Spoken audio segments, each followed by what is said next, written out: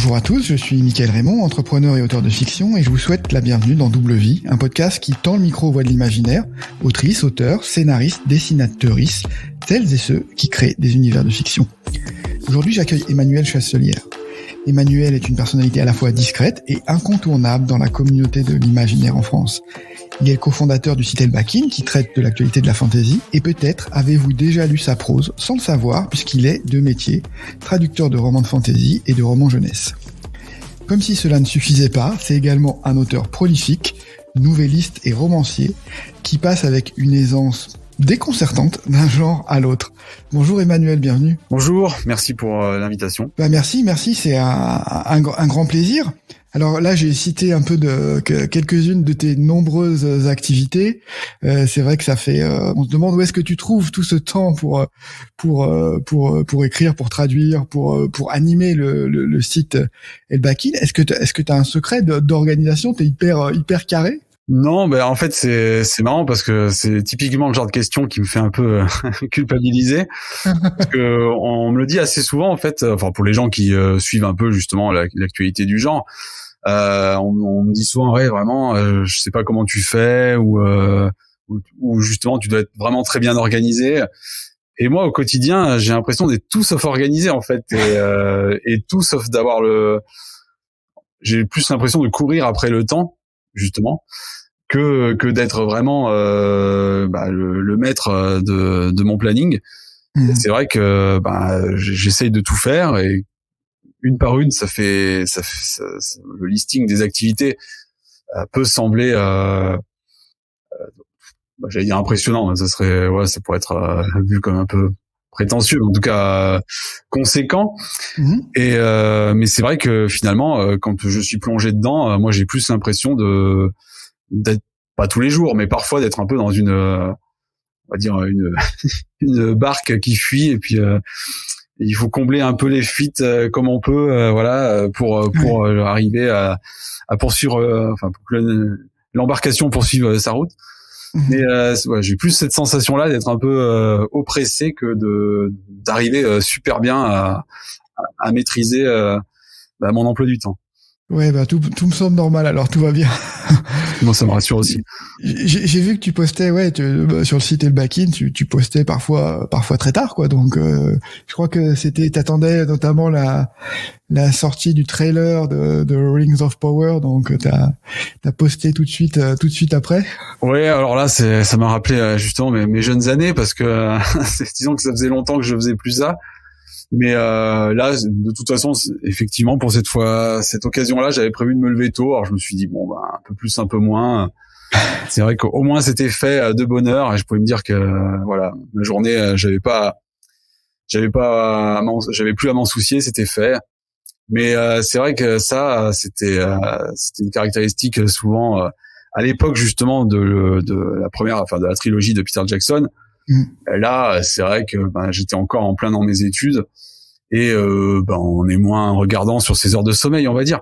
Donc c'était moins. Là, ça d'un côté, ça, il y a eu une bouffée de nostalgie, mais je l'ai senti dans la journée, quoi. J'étais pas forcément très prêt. On a plus le même âge. Mais au moins, c'était le devoir accompli, quoi. J'ai l'impression que tu en parles comme un peu un trait d'union, parce que je crois que le site Elbakin, tu l'as lancé vers 2000, c'est ça à peu près.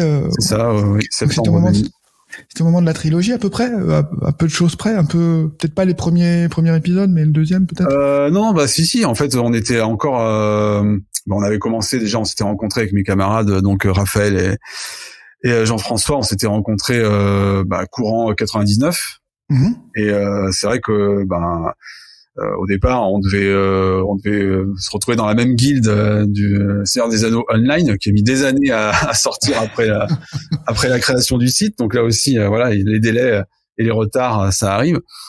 Et la communauté de l'anneau, donc c'était décembre 2001. Donc on a lancé le site un peu plus d'un an avant, parce que justement l'actualité commençait à être vraiment fournie à ce niveau-là, puis qu'on sentait que qu'il y avait une vraie attente, et puis c'était un peu les débuts de la démocratisation d'Internet dans les foyers français, on va dire. Oui. Donc on en a profité un peu aussi pour lancer le site, et puis comme de façon plus large, on n'était pas seulement fan de Tolkien. C'est vrai qu'on s'est dit, ça serait bien qu'il y ait un lieu pour discuter de fantasy en général, donc d'autres cycles, etc. Donc c'est pour ça qu'on s'est retrouvé derrière cette association, on va dire, ce triumvirat. Mais oui, bah c'est vrai que 20 ans plus tard, on recommence à parler de l'actualité d'une adaptation de Tolkien. Donc bon, il y a eu le Hobbit entre-temps, mais comme il a déçu pas mal de monde, c'est un peu passé au second plan. Mais c'est vrai qu'il y a un petit parfum de nostalgie, surtout après avoir fêté il y a maintenant il y a un peu plus d'un an, mais en tout cas le 20e anniversaire du site. Forcément, on commence à regarder en arrière et ça fait quand même mine de rien un joli parcours.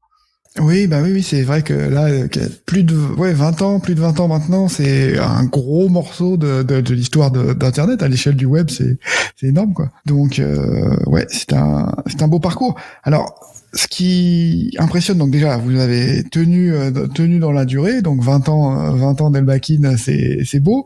Et puis, vous avez lancé d'autres choses. J'ai en tête le prix Elbakin. Comment vous avez lancé ce prix? Pourquoi ce prix, en fait? C'est vrai qu'on l'a lancé maintenant, ça va faire à peu près 10 ans. Donc, à mi-parcours de la vie du site, maintenant. Je pense que l'envie est venue assez naturellement, c'est-à-dire que une grosse partie d'Elbakin, c'est quand même les chroniques de romans essentiellement, enfin aussi ça peut être des BD, des mangas, mais c'est vrai que c'est quand même un pourcentage important, je pense, de ce qu'on fait, et on a notre avis comme tout le monde sur ce qui est publié. Et quand on a décidé aussi de se structurer en association de loi 1901, c'est vrai que c'était aussi l'occasion de se dire que pourquoi on pourrait pas en profiter maintenant qu'on a une structure, on va dire, officielle, pour lancer un prix littéraire.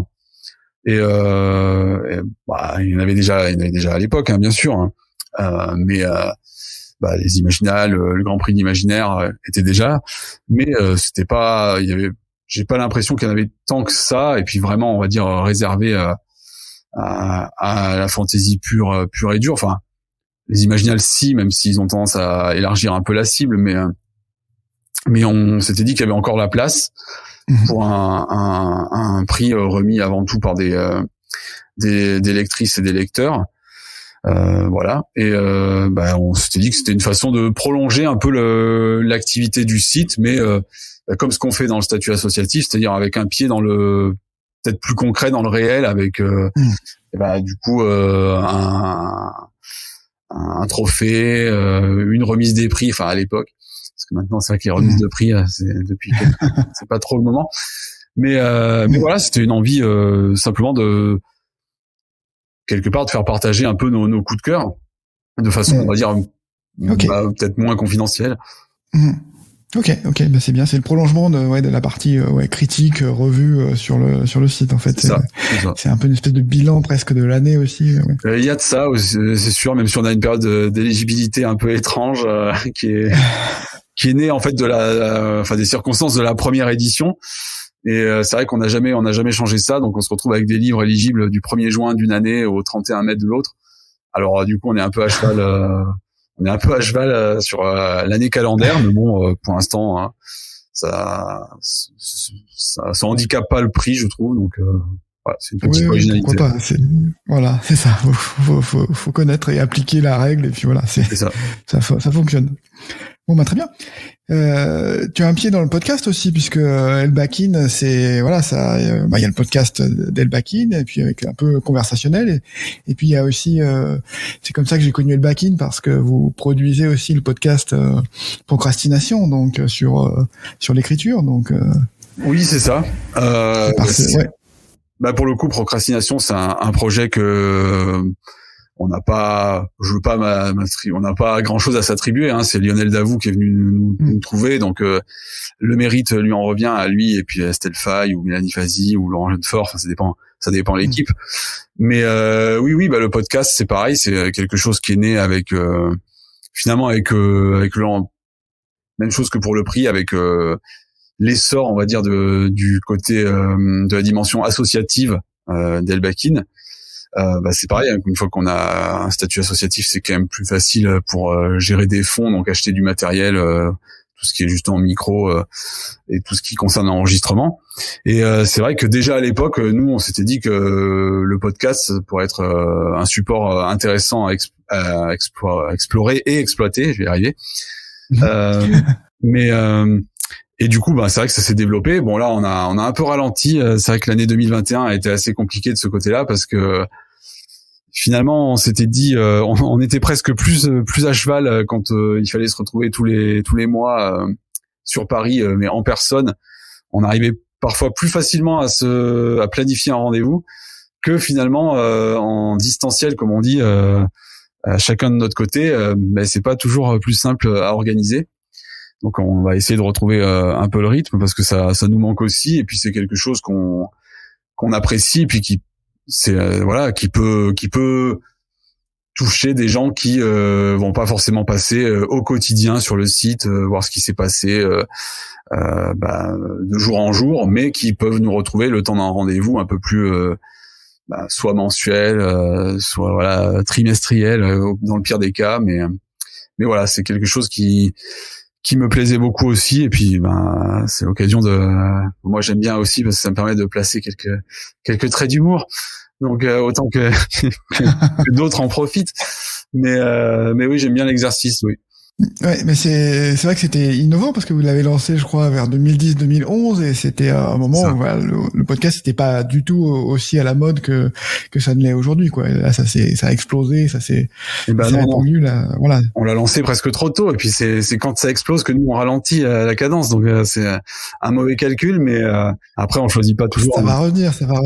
J'espère. On va parler un peu de ton, on a beaucoup parlé de l'association, là, on va pouvoir parler de ton métier de traducteur. Ça fait peut-être plus de 15 ans que tu es traducteur. Comment tu t'es lancé dans ce métier-là?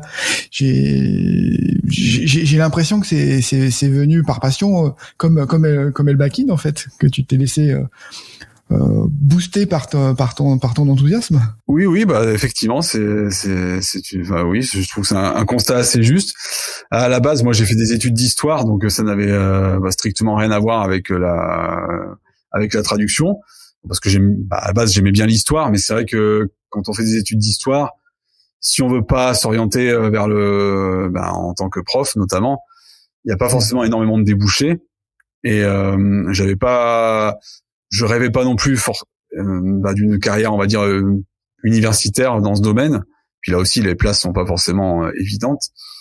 Donc, il a bien fallu penser à faire autre chose parce que voilà. Et c'est vrai que j'ai eu quelques mois de réflexion, pas toujours agréable, parce que c'est vrai qu'une fois qu'on est sorti de ses études supérieures, qu'on sait pas exactement vers quoi on va se diriger, on peut vite avoir notamment mes parents m'ont vite un peu mis la pression quand même. Voilà. Mais c'est vrai que finalement, je me suis dit, ça fait déjà des années que je lis en anglais, parce que j'ai j'ai assez vite basculé en tant que lecteur VO, comme on dit, parce que c'est un peu voilà, quand parfois les traductions justement mettent un peu de temps à arriver, ou les séries qui nous intéressent sont pas traduites du tout, donc à un moment il faut sauter le pas. Et puis c'est vrai que j'avais quand même des facilités, on va dire, en anglais. Et j'ai pas rebasculé dans un cycle d'études, ce qui fait que c'est vrai que même encore aujourd'hui, j'ai quand même une tendance à me sentir parfois à être un peu victime du syndrome de l'imposteur, alors que ça fait maintenant quand même 15 ans effectivement que je suis traducteur.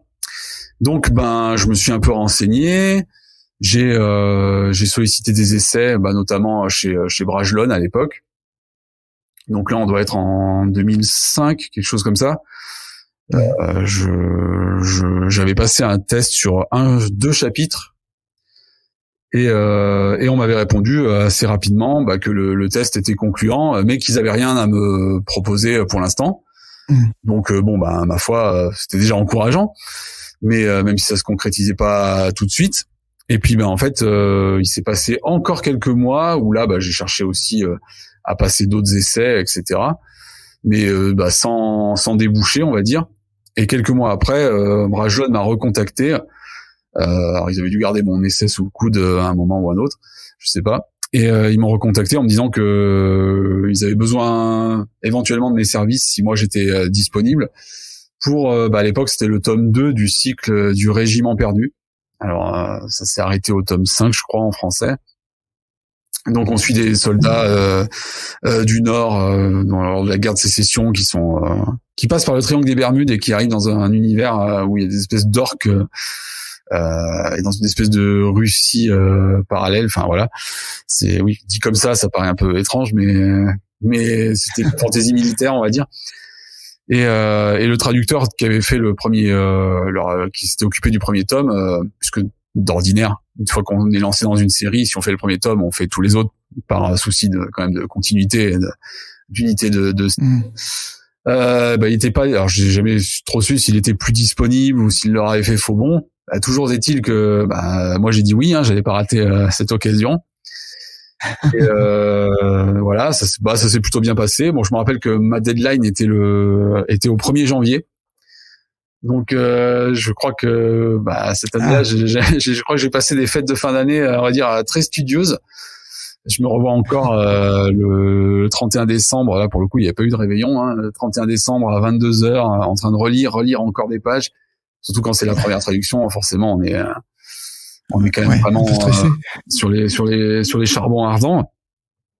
Et puis en plus comme c'était la première, j'avais pas conscience que même si on met une date de remise de manuscrit au 1er janvier, personne allait attaquer la relecture le 2 janvier. Donc j'aurais eu quelques jours de marge quoi, mais bon, ça c'est l'expérience aussi qui fait que on s'en aperçoit qu'après. Et ça leur a suffisamment plu pour qu'ils me confient le tome 3, 4. J'ai même traduit le 5 qui n'a jamais été en fait publié. Et parce que la série malheureusement n'a pas eu assez de succès visiblement. Et je précise pour l'occasion parce que du coup en même temps c'était par contrat, mais Brajon m'a quand même payé pour le 5 qui n'est jamais sorti, donc ma foi c'était quand même appréciable. Et puis après j'ai basculé chez Fleuve Noir notamment. Puis la traduction c'est quand même une affaire de carnet d'adresses, donc après une fois qu'on connaît des gens et que ces gens-là connaissent votre travail et l'apprécient, en général tant que la personne reste en place, on peut espérer continuer à travailler avec l'éditeur en question. Mais à la base, oui, c'est sûr que je me suis orienté là-dedans parce que j'aimais la fantaisie et du coup c'est vrai que par conséquent niveau traduction, je me suis aussi orienté en imaginaire quoi.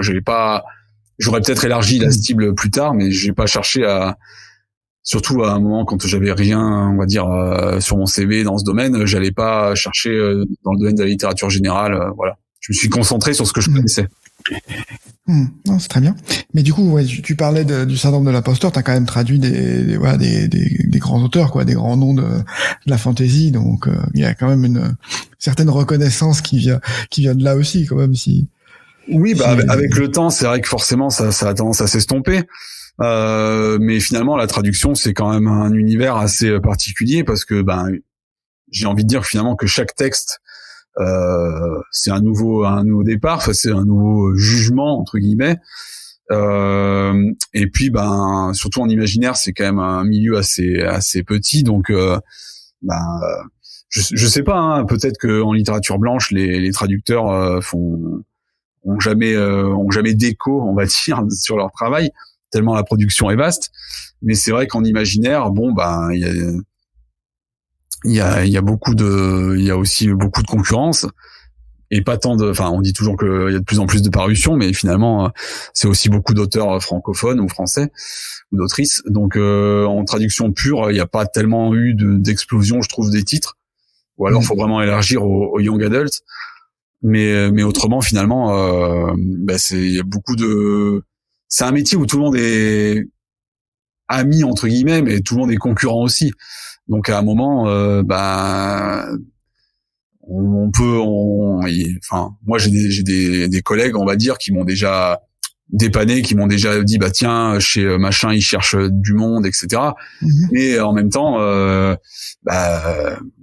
voilà, une fois qu'on a trouvé, on va dire, son créneau entre guillemets, bah c'est vrai que chacun essaye de rester sur sa voie. Ouais, de garder l'auteur, la série, etc. Et si possible, ouais. Ouais, il y a une continuité qui est à la fois nécessaire et qui est appréciable aussi quand on est traducteur, c'est que c'est ça. Ça Après, il faut juste prier que les ventes soient au rendez-vous. Ouais, ok. Bon, bah c'est très bien. Est-ce que la traduction, ça t'a aidé à franchir le pas vers l'écriture? Parce que finalement, voilà, tu essayes tu développes, alors t'essayes de rentrer dans le style de l'auteur, mais tu développes aussi ta capacité littéraire à travers la traduction.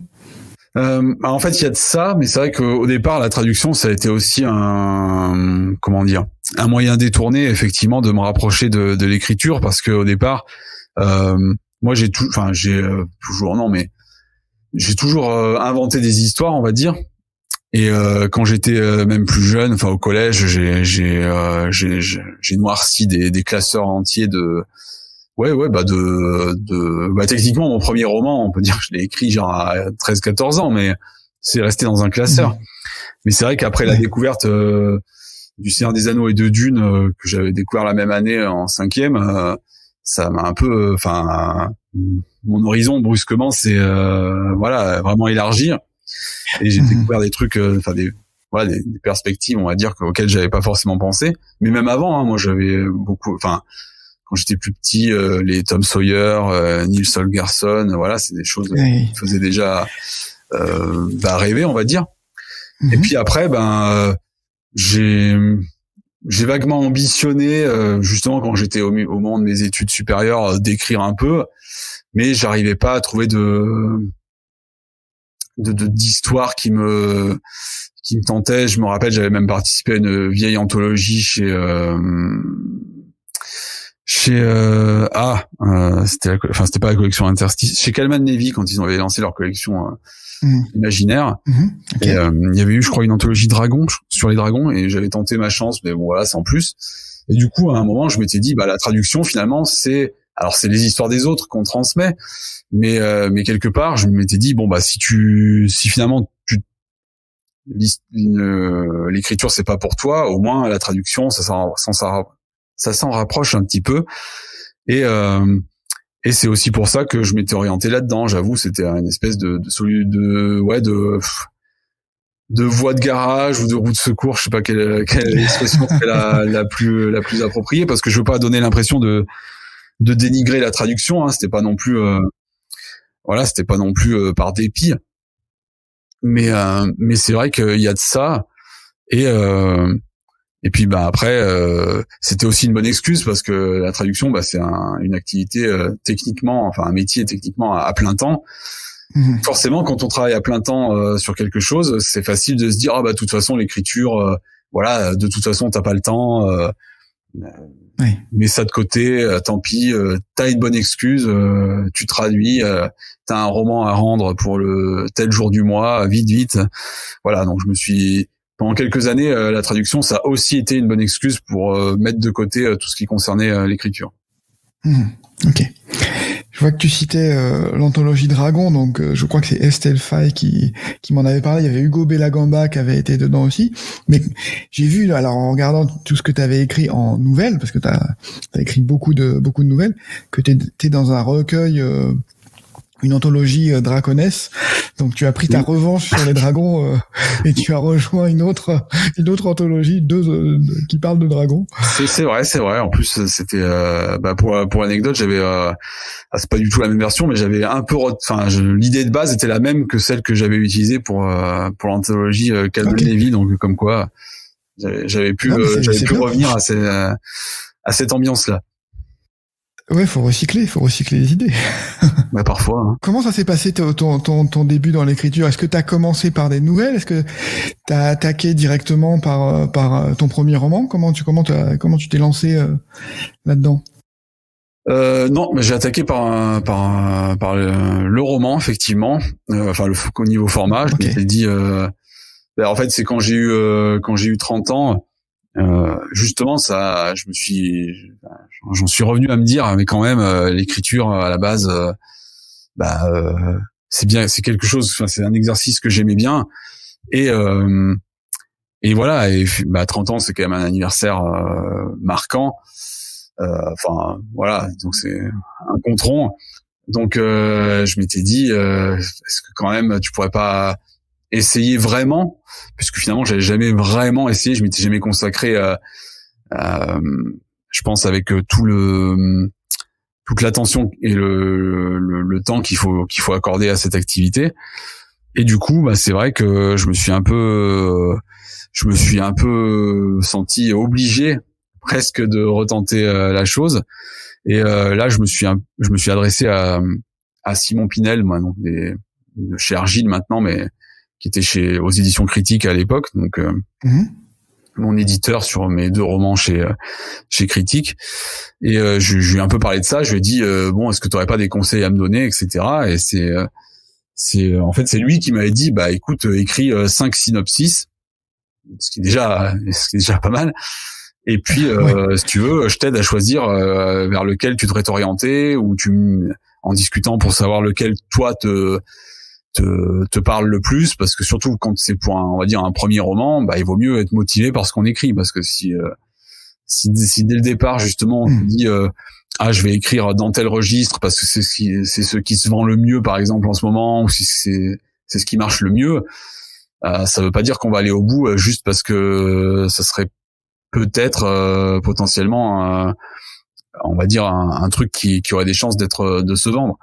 Donc je lui ai soumis mes 5 synopsis et bah c'est lui qui m'a orienté vers ce qui est devenu donc Le Village, mon premier roman, et qui est vraiment Le Village. Après c'est compliqué parce que entre ceux qui ont considéré que c'était adulte, young adulte, horreur, pas du tout, enfin voilà, c'est un peu difficile de savoir comment le classer. Et Simon m'avait tout de suite dit que de toute façon c'était pas dans la ligne éditoriale de Critique, donc dans tous les cas il faisait ça vraiment, j'ai envie de dire par pure bonté d'âme pour m'aider, mais c'était pas dans le but de récupérer éventuellement un manuscrit qui lui semblerait de valeur. Et voilà, en fait il m'a aidé à me donner, enfin à me remettre le pied à l'étrier, ou plutôt à me donner un bon coup de pied aux fesses, je dirais, arriver à mes 30 ans. Mais voilà, ça a été un peu le déclic, ça a été mon anniversaire en fait. Et puis cette envie qui n'avait jamais vraiment disparu, mais que voilà, comme je disais précédemment, que j'avais essayé d'enterrer, on va dire, sous les montagnes de mots à traduire des autres. Ouais, je vois très bien. Et donc, mais alors du coup, ce roman, t'avais été quand même, il avait été bien accueilli, il avait été nominé pour le prix Imaginal, je crois. Oui. Voilà, il y a eu ça a été encourageant, non? J'imagine que ça aide à booster, à te dire bon, voilà, c'est la bonne voie pour moi, il faut que je continue, quoi. Bah, c'est vrai qu'avant le lancement, j'étais quand même très très anxieux, hein. Bon, c'est ma nature, mais là vraiment encore plus, parce que quand pendant des années on a quelque part, ça reste un avis, hein, mais enfin ça reste mon avis, mais quand on a en somme jugé avec des guillemets le travail des autres, forcément il faut s'attendre à déjà être jugé de la même façon, et puis potentiellement à tenir compte aussi de je sais pas, de gens qui auraient gardé une dent contre moi, etc. Et donc j'appréhendais quand même l'accueil. Et puis c'est vrai que j'ai eu la chance, surtout qu'en plus c'était dans une petite structure, donc les éditions de l'Instant, donc qui était un éditeur belge et qui se lançait, qui avait publié qu'un seul roman auparavant. Et du coup c'est vrai que c'était compliqué parce que il était très très mal distribué en France du fait de son positionnement, enfin de son siège, son statut d'éditeur belge. Donc ça compliquait vraiment les choses. En plus c'était un lancement, donc je m'étais dit bon voilà, ça va peut-être passer totalement inaperçu. Et c'est vrai que j'ai eu la surprise de cette nomination au prix Imaginal. La chronique aussi dans Bifrost, la revue spécialisée, était vraiment très très positive, alors que souvent Bifrost peuvent avoir la dent dure. Voilà. Enfin après c'est comme sur Elbakin finalement, ça dépend aussi on dit Bifrost, on dit Elbakin, mais ça dépend beaucoup de la personne du chroniqueur, de la chroniqueuse derrière le pseudo. Mais non, effectivement l'accueil avait été plutôt très bon. Et même encore aujourd'hui, régulièrement, parce que là maintenant la maison a mis la clé sous la porte. Les éditions de l'instant, il y a déjà 3 ans maintenant. Et le livre est totalement indisponible en dehors des quelques exemplaires qui doivent rester chez l'éditeur ou chez moi, ou peut-être perdus dans une bouquinerie, je ne sais pas. Mais en gros, c'est très très difficile de mettre la main dessus. Et comme les suivants étaient plutôt bien accueillis aussi, les gens peuvent parfois se renseigner sur ce que j'ai fait avant. Et régulièrement, on me demande est-ce qu'il va être édité, où est-ce que l'on peut le trouver. Donc je sais pas. C'est assez quelque part c'est amusant. Enfin moi je préférerais qu'il soit disponible, hein. Mais c'est vrai qu'il a pris il y a une petite aura étrange autour de ce livre qui m'amuse. Un peu mystique, ouais. Ouais, j'ai quand même quelqu'un qui m'a dit. Parce que je l'ai fait, il y a quelques mois, j'ai fait un petit concours où je faisais gagner justement un exemplaire. Et il y a quand même quelqu'un qui m'a dit qu'il cherchait depuis 3 ans et demi, quoi. Donc, bon. Mais après, je pouvais pas. Il y a eu pas mal de participation et j'en ai pas des dizaines d'exemplaires chez moi, donc malheureusement, je peux pas le revendre. Ouais. Ah, il va bien le trouver d'occasion. Ça doit pouvoir se trouver. Peut-être. Après, c'était un premier roman chez un petit éditeur. Le tirage a pas été énorme non plus. Ok. Après, alors tu es passé sur un projet, qui est assez fascinant en fait. Déjà, le nom est magnifique, Célestopol. Donc c'est jeu de mots sur référence à Sébastopol, et puis avec le fait que ça parle d'une colonie lunaire de l'Empire russe. Donc je trouve ça magnifique, une manière magnifique d'amener le sujet. Et donc c'est un peu de l'Uchronie, une base lunaire russe. Ça rentre dans l'Uchronie. On peut le classer un peu dans le steampunk également. Qu'est-ce qui a été ton déclencheur pour ce projet? Comment t'as eu l'idée de cette idée de départ d'une base lunaire russe sur une base sur la Lune? En fait c'est venu assez simplement parce que tout bonnement mon éditeur à l'époque, donc toujours pareil, les éditions de l'instant, l'éditeur, donc le fondateur, Patrick Dechêne, a toujours été un grand amateur de nouvelles. Et une des missions qui s'était fixée avec cette maison, c'était de publier des recueils, notamment des anthologies, voire d'en créer lui-même, enfin pas simplement d'éditer des textes étrangers, enfin traduire. Et notamment, il voulait faire une anthologie steampunk. Et il m'avait demandé si j'étais intéressé pour participer en fait, tout simplement. Donc moi spontanément, surtout je dis comme ça va paraître un peu bizarre, mais en général quand on me propose de participer à quelque chose, j'ai dit toujours oui. C'est ce côté un peu il faut tout accepter tant qu'on te demande des trucs, parce que peut-être qu'un jour on va plus jamais rien te demander, donc autant y aller. Et ça va être un autre genre de syndrome. Et du coup, c'est vrai que Patrick m'a sollicité et j'ai dit oui. Et le steampunk, il faut voir que moi j'aime bien, mais je me décrirais pas comme un apôtre ou un chantre du steampunk, parce que visuellement j'aime bien, mais je trouve que ce soit visuellement ou dans les romans qui s'y rattachent, parfois il y a un peu le risque de tomber, comment dire ça, dans une espèce de, je sais pas si cliché c'est peut-être un peu fort, mais de formule où c'est vraiment les je sais pas, le côté grosses lunettes, cuivre dans tous les sens, jet de vapeur, savant fou, enfin voilà. Et parfois il y a pas grand-chose derrière. Et du coup c'est vrai qu'à la base c'était ça qui me retenait un petit peu. Et puis aussi je suis pas non plus donc j'ai pas tout lu dans ce domaine, hein, loin de là du coup, puisque j'ai pas d'attirance particulière. Mais j'avais l'impression, d'un point de vue donc finalement assez extérieur, que souvent le steampunk, ça se passe soit à Paris, soit à Londres. Donc je m'étais dit, si j'écris une nouvelle là-dedans, j'aimerais bien choisir un autre cadre. Et moi, c'est vrai que j'aime beaucoup la littérature russe et ce côté-là, cette dimension, enfin le caractère en fait de ces personnages-là, souvent très passionnés et souvent vraiment en proie à à la lutte contre un destin souvent pas facile et ce côté lutte et du coup je m'étais dit en fait je préférerais tant qu'à faire créer une cité, puisque le cadre urbain me semblait quand même s'imposer dans un contexte steampunk. Et du coup je me suis dit je pourrais peut-être faire une cité plutôt russe. Et moi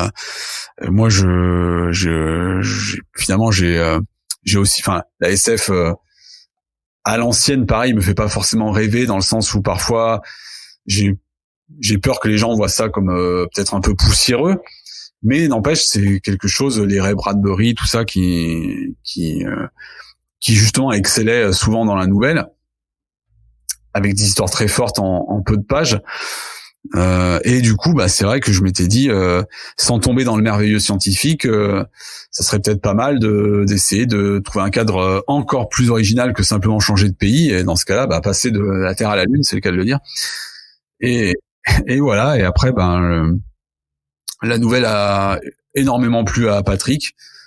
Moi, à l'époque, j'ai un peu sauté sur l'occasion. J'ai dit, si tu veux, peut-être qu'on pourrait développer un recueil entier autour. Et lui, voilà, il m'a dit oui, donc c'est parti de là. Ok, c'est très très cohérent. J'ai vu que tu avais dans une interview, tu avais cité les auteurs russes, mais tu avais cité aussi le jeu vidéo comme étant une inspiration avec BioShock. Mais j'ai plus beaucoup de temps pour jouer, donc souvent les jeux, je les lance 10 minutes et puis la session suivante, on va dire, ça peut être un mois plus tard. Et encore. Ouais, il m'arrive la même chose. Voilà. Je suis un joueur non pratiquant, on va dire. Il y a un peu de ça, ouais. Mais c'est vrai qu'à l'époque, j'avais été très, je pense que j'étais influencé effectivement par les 3 BioShock et puis même Dishonored un peu plus tard. Ce genre d'univers qui justement avait quand même un parfum d'Uchronie et puis bon, après Dishonored, c'est un peu plus mystique, on va dire, parce qu'il y a des pouvoirs magiques, tout ça, mais en tout cas, j'aimais bien ce cadre urbain aussi, avec même si Sélestopol, c'est plutôt entre les années 1900 et 1930, alors que si on prend les BioShock, c'est plutôt en tout cas les 2 premiers, c'était plutôt les années 50 ou 60, enfin dans ces eaux-là. Mais oui, moi j'ai pas de barrière, c'est un peu comme justement précédemment, on disait qu'on pouvait le mettre que ça pouvait se rapprocher aussi de l'Uchronie, etc. Donc on pouvait, moi c'est ça en fait, je sais pas trop où classer Sélestopol comme univers.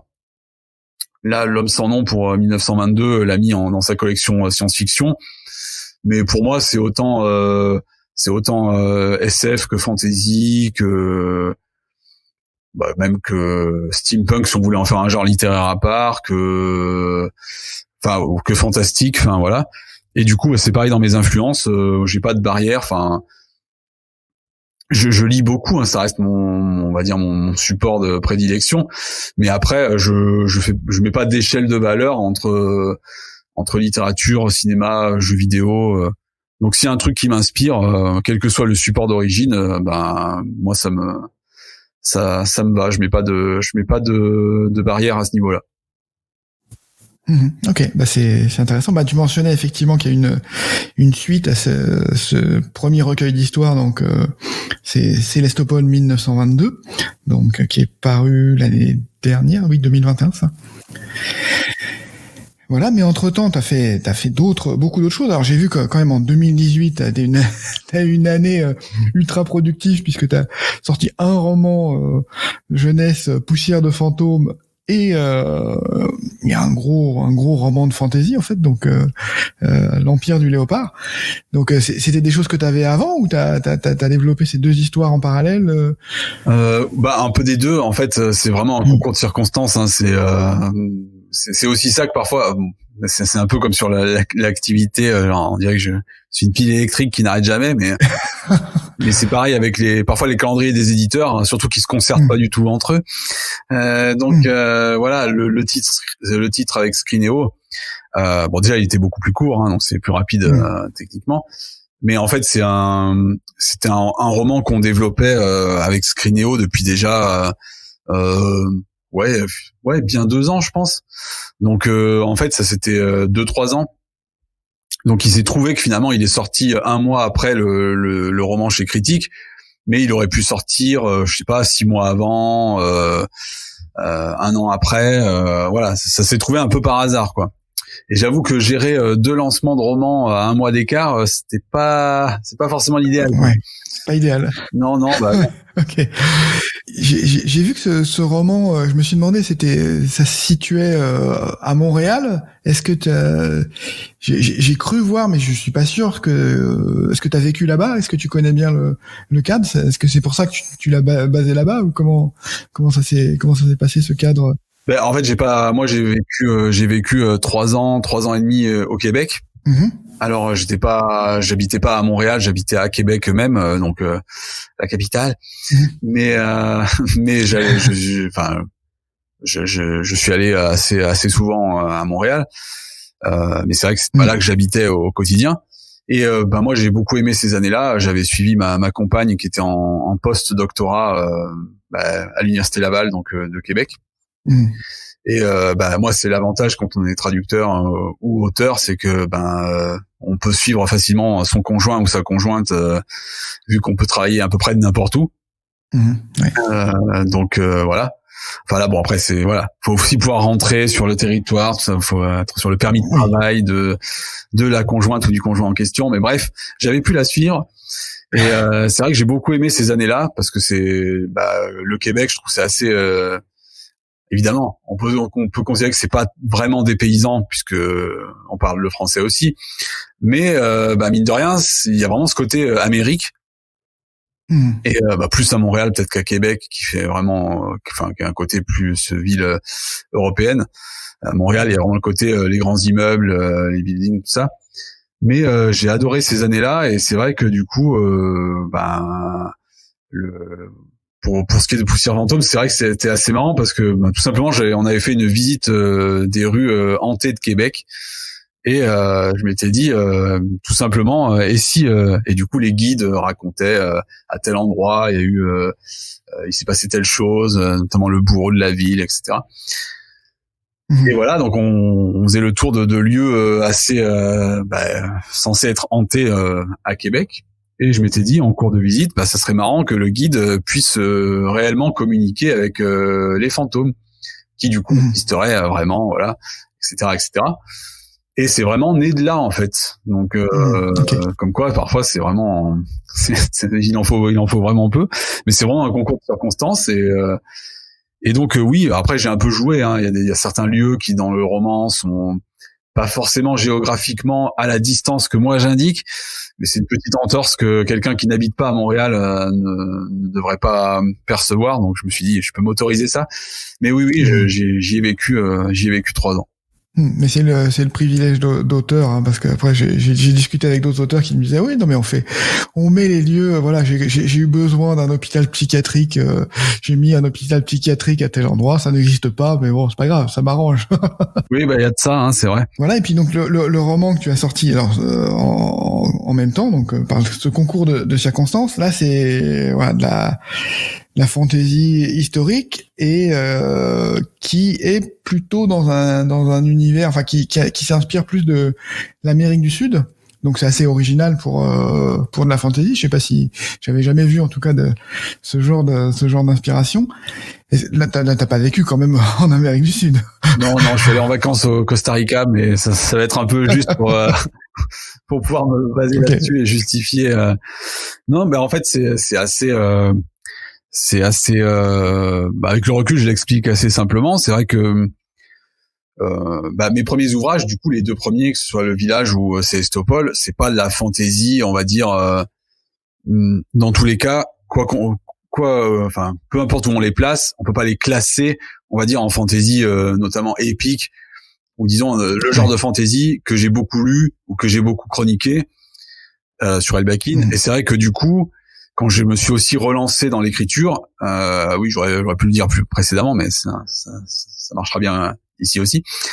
Mais je voulais surtout pas commencer par un roman de fantasy en fait, parce que justement comme j'avais, pour les gens qui me connaissent, je suis très associé à la fantasy. Je voulais pas commencer par un roman de fantasy, parce qu'en plus j'avais peur de faire des tas d'erreurs de premier roman par enthousiasme ou n'importe quoi, mais et voilà, et de me laisser happer ou écraser par le poids que représentait un roman de fantasy pour quelqu'un qui est censé justement connaître tous les pièges à force d'en avoir lu pendant 15 ans. Donc voilà. Et puis arrivé là, je m'étais dit quand même, avec Critique notamment, si je voulais travailler avec eux, c'est vrai que il fallait peut-être passer à la fantasy, quoi. Donc moi j'avais gardé un très bon souvenir de la fantasy à poudre, on va dire, que j'avais pu traduire, notamment les 1000 noms de Django Wexler.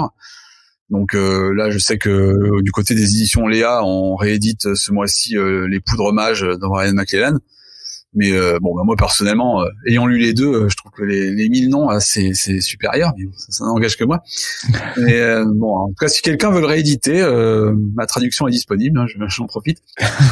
Mais du coup, j'avais gardé un très très bon souvenir de cette fantaisie-là, qui était du coup également d'inspiration historique, hein, puisqu'on se retrouvait dans une espèce de pseudo-campagne égyptienne, mais pas en Égypte, hein, voilà, dans un univers fantasy, avec un pseudo-empire français, etc. Et ça avait été une très bonne expérience, et je me dis, si un jour j'écris de la fantasy, j'aimerais bien écrire quelque chose dans cette veine-là. Et puis parce que ça restait plus original. Bon, c'est peut-être aussi pour ça que ça avait pas trop marché à l'époque, mais parce que ce soit les deux, la fantasy à poudre, quand ça a été lancé, les deux romans étaient parus chez Panini Eclipse, je crois en 2013. Ça avait pas été un carton, quoi. Donc après Panini, voilà, c'était une histoire compliquée. Mais en tout cas, c'était pas allé à terme les parutions. Et mais malgré tout, moi, c'était quelque chose qui vraiment m'inspirait. Et puis il y avait ce côté, au moins, ça sera pas de la fantaisie avec des épées, des dragons, des magiciens qui balancent des grosses boules de feu. Encore une fois, j'ai aucun problème avec ça. Hein, quand c'est bien fait, c'est très bien. Mais j'avais pas envie d'écrire ça. Du coup, c'est pour ça que c'est un roman qui est effectivement à tendance un peu historique. Bon, c'est pas uchronique carrément comme Sélestopol, parce que des pays qui existent, mais c'est vrai qu'on peut retrouver certains repères, et puis il y a ce côté colonial, on va dire, puisque à la base une partie des personnages principaux, ce sont des colons ou des militaires envoyés par le Coronado, donc qui est un royaume, on va dire, qui s'inspire de l'Espagne ou du Portugal, pour faire vite. Et qui envoie, donc qui a investi ce qu'ils ont appelé le nouveau Coronado, donc qui est une péninsule.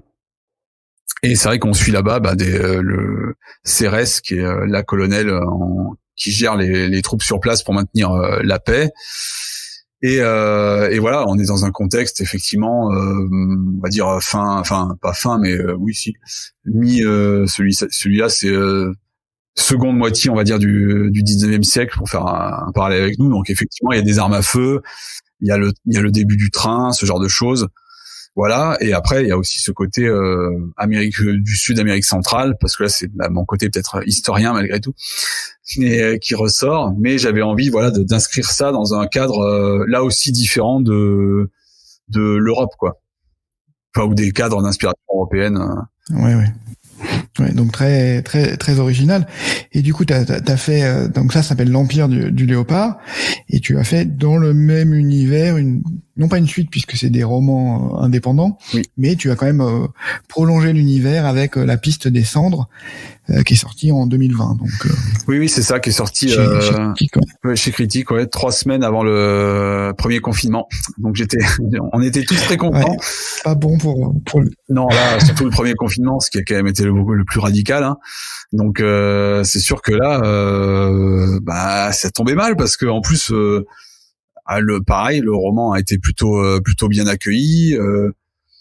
Voilà, donc il y a une amorce de quelque chose au niveau de l'accueil, voilà. Et puis le confinement avait un peu cassé les jambes, on va dire, de cet élan. Et c'est vrai qu'on a eu la chance malgré tout que après les mois suivants, l'étau se desserre un peu et puis que finalement on continue de parler un peu du roman, ce qui fait et puis le fait que ce soit pas une suite, c'est vrai que au moins on se prive pas d'une partie du public qui même quand même des gens qui ont aimé un livre, si on leur dit qu'il y a une suite, voilà, souvent il y a quand même une déperdition, on va dire, d'un certain nombre de lecteurs entre 2 tomes. Et quand on est encore, on va dire, auteur débutant ou pas forcément très très connu, il vaut mieux éviter de se lancer dans un cycle en 5, 7 ou 10 tomes. Donc là, ce côté, on reprend l'univers, mais un peu plus tard, et c'est pas une suite. C'était quand même une bonne formule, et finalement, j'ai pas trop à me plaindre de l'accueil, puisque en gros, il s'est même mieux vendu que l'Empire, ce qui me permet d'en faire un 3e dans cet univers-là. Et en plus, il sortira en poche cet automne chez Folio, donc voilà, ça a plutôt bien marché de persévérer dans l'univers, mais c'est vrai qu'on se retrouve 25 ans plus tard, donc ça permet soit de reprendre les choses en cours pour ceux qui ont lu l'Empire, soit de découvrir quelque chose de totalement différent pour les gens qui n'ont pas lu l'Empire. Mais au moins ils sont pas laissés sur le chemin, quoi. Mais c'est pas que stratégique. Okay, bravo, parce que pardon, je disais, c'est pas que stratégique, dans le sens où c'est pas réfléchi uniquement pour le côté justement, si on fait un cycle, on risque de perdre des gens en cours de route. C'était aussi moi une volonté de pas me lancer dans un truc en plusieurs tomes. En fait, j'aime bien découvrir, même au sein d'un même univers. Finalement, j'aime bien découvrir presque moi-même de nouveaux personnages ou de nouveaux ressorts narratifs, on va dire, plutôt que de poursuivre la même grande histoire sur X volumes. Oui, c'est un peu la philosophie que tu as du coup pour Célestopol aussi, où c'est des histoires en suivant des personnages différents en fait. Donc oui, même 1922 c'est pas une suite en tant que telle, hein. On peut commencer par 1922, c'est juste éditorialement c'est une suite parce que chronologiquement il est sorti après le premier, mais on peut très bien commencer par celui-ci avant de lire le premier. Mais oui, c'est aussi pour ça que j'aime la nouvelle, hein. C'est pour ce côté où on découvre finalement toujours de nouveaux personnages. Avant d'aborder ton actualité là qui va venir sur cette année, tu as fait aussi en 2021 Chouchara, qui est une coécriture avec Antelme Hochkorn. Et là, t'es parti sur alors post-apo, je sais pas, si ça se classe comme du post-apo, mais c'est un peu dystopique, c'est un peu post-apocalyptique. En tout cas, une prolongation des problèmes écologiques qu'on subit aujourd'hui. Oui. Comment s'est passé? Pourquoi une coécriture? Comment ça s'est passé la collaboration? Ça faudrait demander à mon co-auteur, hein, c'est lui qui est venu me chercher. Non, mais plus sérieusement, c'est vrai que c'est l'idée à la base, c'est pas la mienne. Mais on avait quand même envie de travailler ensemble parce que tout simplement déjà on est entre guillemets voisins puisqu'on habite tous les deux sur l'île.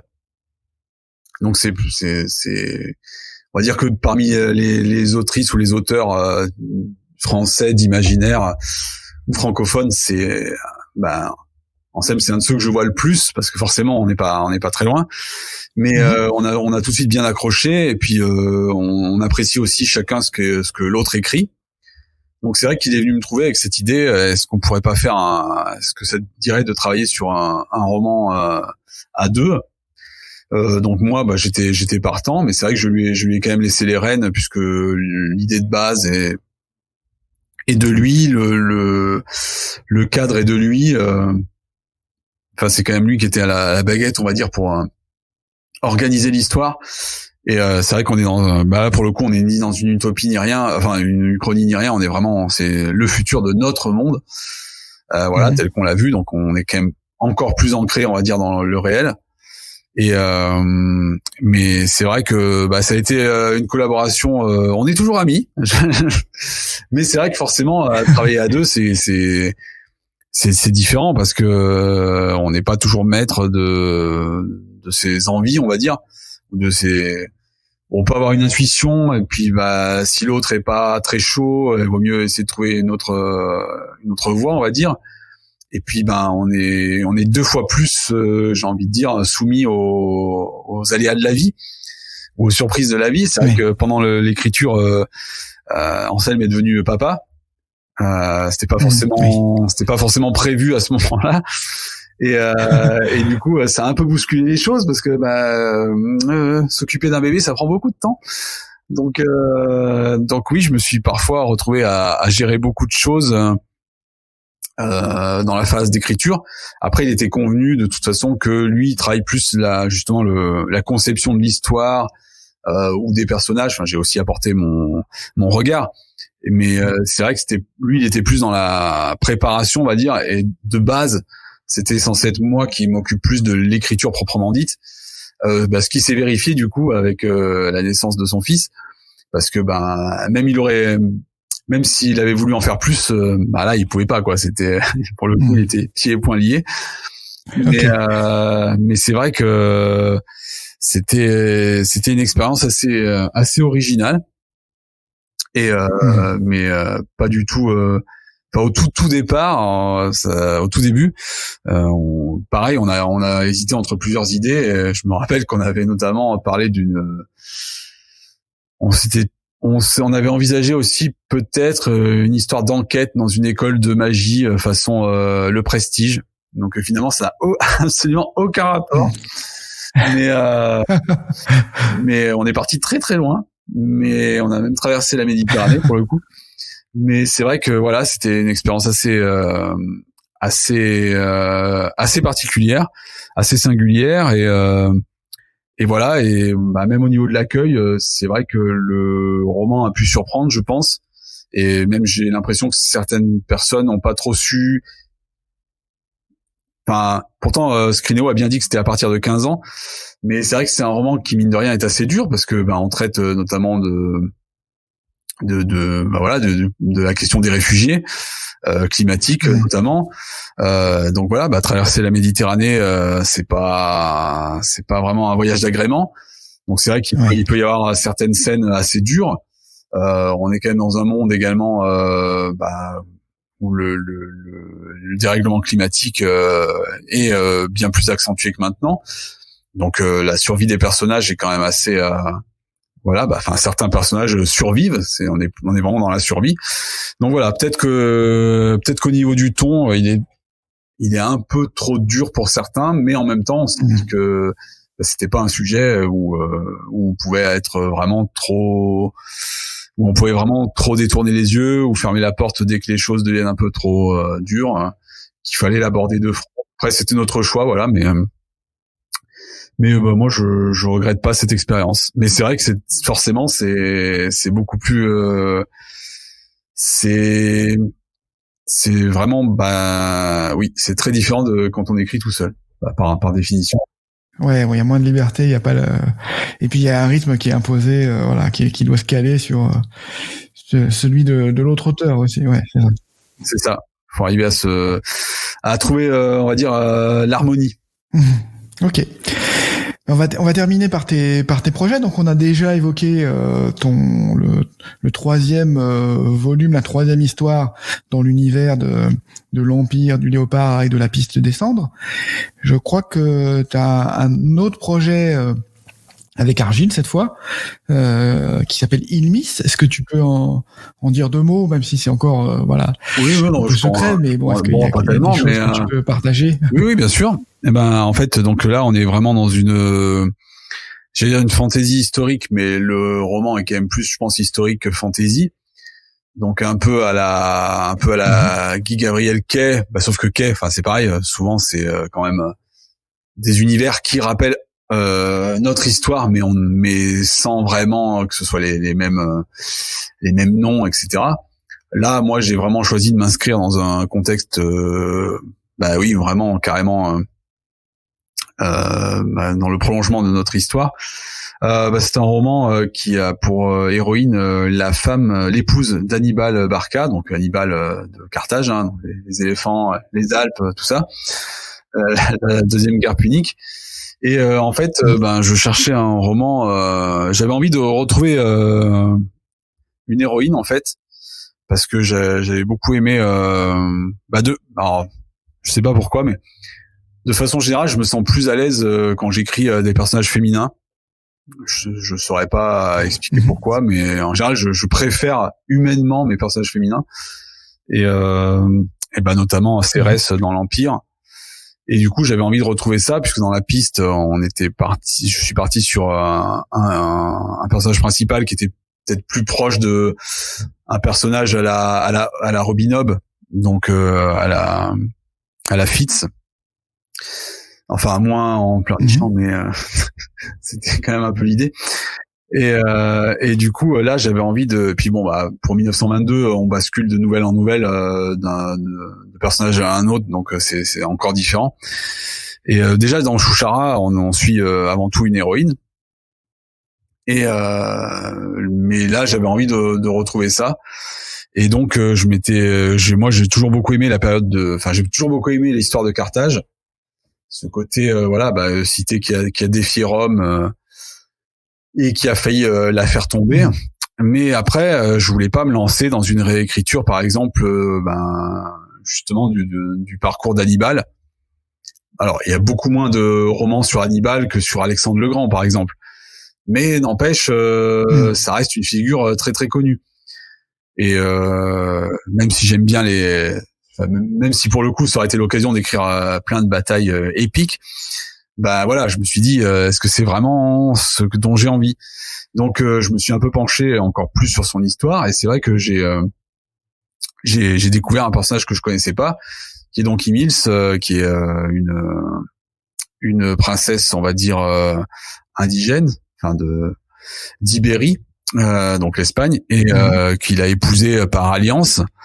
Et en fait, on s'aperçoit que on sait très peu de choses sur ce personnage, parce que forcément, elle a été un peu oubliée par l'histoire, et au point même qu'on peut parfois se demander si elle a véritablement existé, parce que notamment, il y a qu'un seul historien romain qui, dans son histoire des guerres puniques, la mentionne clairement, et il était connu parfois pour enjoliver un peu ses histoires, parce que ça se vend mieux. Et du coup forcément imaginez les adieux déchirants d'Hannibal et son épouse quand il la renvoie à Carthage pour qu'elle le suive pas sur les routes d'Italie avec leur enfant qui vient tout juste de naître, etc. C'est forcément plus vendeur, mais est-ce bien la vérité? Impossible de le savoir. Donc je suis parti de l'histoire de ce personnage dont on sait finalement très peu de choses, ce qui est bien, parce que d'un côté ça permet d'inventer plein de choses, mais en même temps c'est aussi ça peut être aussi un problème, parce qu'il faut quand même rester justement dans un contexte historique, respecter les dates notamment. Donc on peut vite faire moi j'ai pas envie que les historiens me jettent des pierres, donc il a fallu faire quand même attention. Et c'est vrai que ça, mais je suis encore en plein dans les corrections. Donc mais merci pour cette pause d'ailleurs avec cette invitation, ça m'a même changé un peu l'idée. Et mais après avec plaisir. Merci. Mais après c'est un projet qui me tient vraiment à cœur, et que j'espère faire honneur à Argile, parce que là aussi je me mets la pression tout seul, mais pour l'instant c'est une jeune maison d'édition, mais on peut dire que globalement l'accueil de leur publication est quand même très bon. Donc j'aimerais pas être le vilain petit canard de la maison. Donc voilà, j'essaie de travailler, de faire de mon mieux pour arriver au meilleur résultat possible. Mais voilà, je pense qu'on y retrouve pas mal ceux qui ont déjà lu certains de mes textes devraient y retrouver ce qui leur a plu, j'espère. Voilà, et c'est à paraître dans quelques mois maintenant. Et ça donc j'en ai encore pour quelques semaines de travail et voilà, mais c'est vrai que c'était un retour une découverte d'un cadre purement historique cette fois. Ça y est, j'ai sauté le pas et voilà, je suis assez curieux de voir ce que ça va donner. Ok, bah écoute, c'est ultra alléchant. Effectivement, je connaissais pas non plus du tout ce personnage historique, donc je suis également tout aussi curieux que toi de savoir ce que ça va donner. Et puis.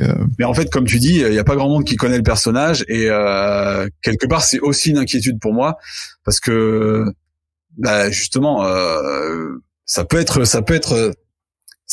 un souci dans le sens où, moi, je me dis que ça peut être un souci dans le sens où c'est pas comme si je réécrivais la vie de, je sais pas, comme grand succès récent, par exemple Circé de Madeline Miller ou d'autres figures connues. Tu vois, c'est pas comme si c'était Hélène de Troie ou ce genre de personnage. Donc voilà, j'espère que les gens seront curieux parce que j'ai pas forcément choisi la facilité.